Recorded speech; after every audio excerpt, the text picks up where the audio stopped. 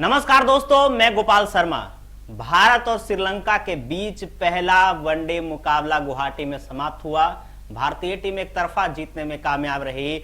जहां विराट कोहली का शतक देखने को मिला, वहीं एक नाम की खासी चर्चा रही मैच के बाद, वो थे उमरान मलिक। उमरान मलिक ने एक बार फिर भारत के लिए एक और कीर्तिमान अपने नाम किया।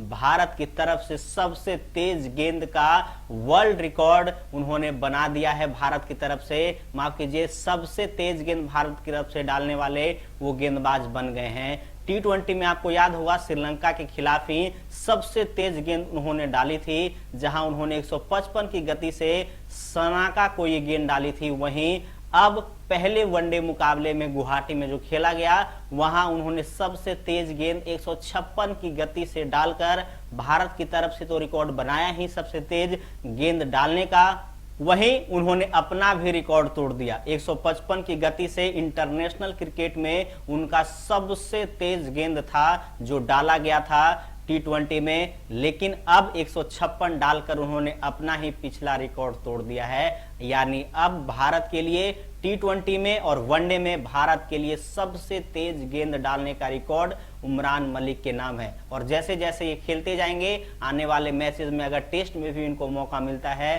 तो शायद टेस्ट में भी भारत की तरफ से सबसे तेज गेंद डालने का रिकॉर्ड भी तोड़ सकते हैं उमरान मलिक।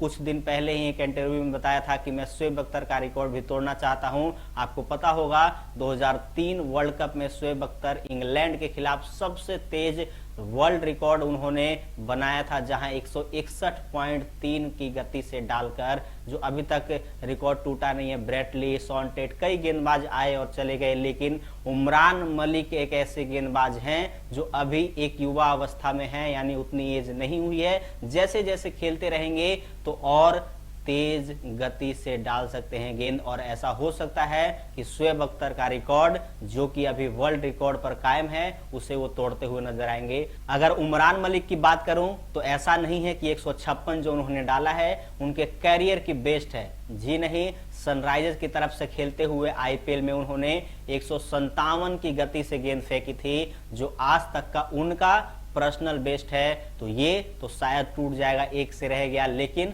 आने वाले अभी 2 मैचेस और हैं। पहला मुकाबला भारतीय टीम जीतने में कामयाब रही, जहां बेहद ही शानदार गेंदबाजी देखने को मिली थी उमरान मलिक की। आपको बता दूं कि पहले वनडे मुकाबले में श्रीलंका के खिलाफ 8 ओवर की गेंदबाजी में 57 रन देकर 3 विकेट अपने नाम किए थे। और 3 विकेट, शुरुआत में जब मैचेस खेलते थे तो रन भी ज्यादा पड़ते थे और विकेट भी नहीं ले पाते थे, लेकिन अब ऐसा नहीं हो रहा है। अब रन भी उतने ज्यादा शायद पड़ रहे हैं, क्योंकि लाइन लेंथ थोड़ी बिगड़ी हुई नजर आती है उनकी। लेकिन सबसे अच्छी बात यह है कि अब जब भी भारत के लिए खेल रहे हैं तो विकेट का कॉलम खाली नहीं दे रहे हैं, लगातार विकेटों का सिलसिला जारी है। तो पहला वनडे मुकाबला 67 रन से जीतने में तो कामयाब रहे, लेकिन अभी दूसरा वनडे मुकाबला ईडन गार्डन में है। वहां की पिच भी तेज गेंदबाजों को खासी मदद करती है, तो उमरान मलिक का वहां खेलना लगभग तय माना जा रहा है। तो क्या ईडन गार्डन कोलकाता में वो अपना पिछला रिकॉर्ड तोड़ने में कामयाब रहते हैं? क्योंकि T20 में उन्होंने 155 की गति से गेंद डाली, वहीं ODI में 156 की गति से। तो क्या 157 की गति से वो गेंद आने वाली है ईडन गार्डन में? मुकाबला कल खेला जाएगा। बहुत अच्छी बल्लेबाजी देखने को मिली थी भारतीय टीम की तरफ से, 373 बनाने में कामयाब रही थी टीम।